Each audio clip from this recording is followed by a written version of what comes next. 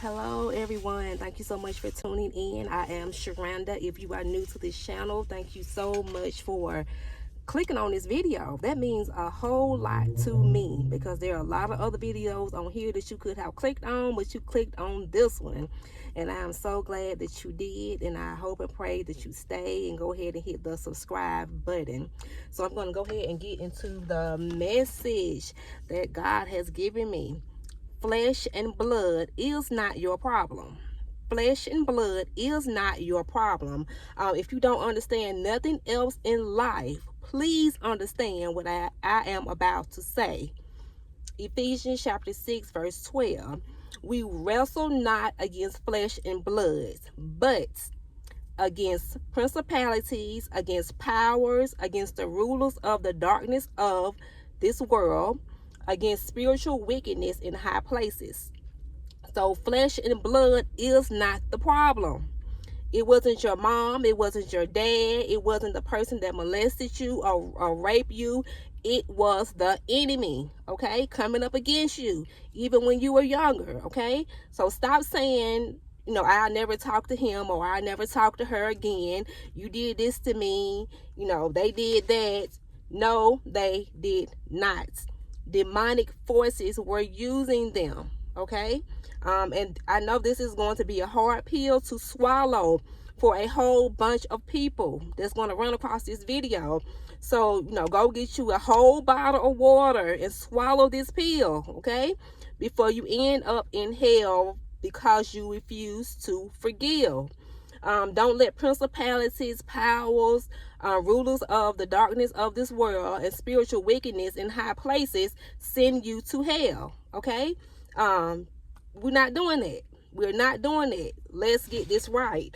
There should be no demonic force that allows your marriage to break up. I know we've done it before. We've done it before. Well, Sharanda, you don't know what he did to me. You don't know what she did to me. But you focusing on the flesh and blood.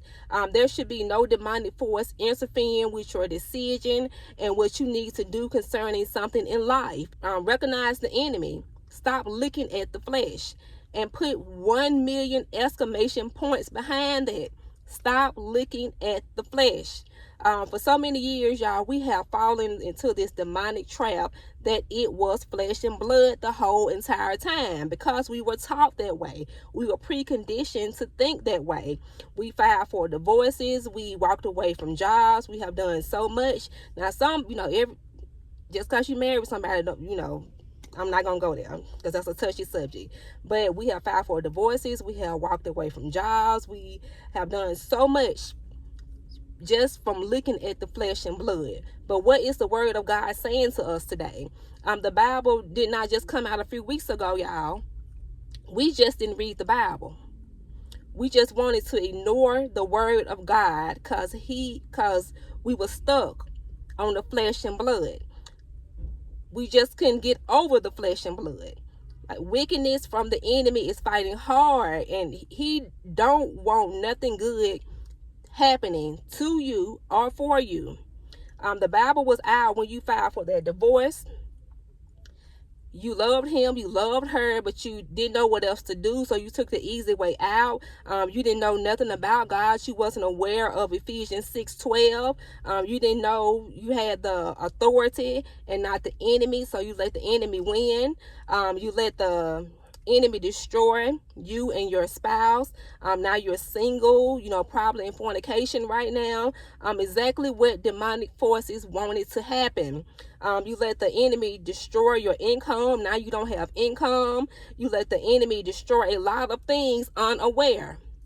I did it. You did it. We all have done it in some kind of way, but we cannot keep doing it. Okay?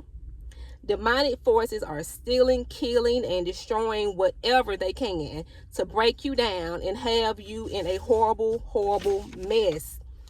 We have followed this for so many times over. We have allowed this so many times over. This is why it's so important to dive deep into the word of God, y'all. Actually studying his word, because what we needed to know was right there in the Bible. Ephesians 6:12. This is why it's so important to actually have a relationship with God. And you may be saying that's cliche, God doesn't work, and all the while you're thinking like this, the devil is causing so much chaos. And our problem is also that no one wants to fight back. So the enemy all up in your mind and your body and your marriage and your job and everything else connected to you. You ain't praying, you ain't giving God no kind of attention. You haven't went on the fast on behalf of what you've been going through because you thought it was just flesh and blood only. But now let me clear this up. Some things God allowed to happen, but there are some things that could have been prevented if you had known it wasn't flesh and blood that you were dealing with. If we had known, right? If we had known, less tears would have been shed. We would not have been somewhere depressed and confused and fighting and cussing and mad and angry. All these emotions, right? If we had known. But the beauty of not knowing, God meant it for your good.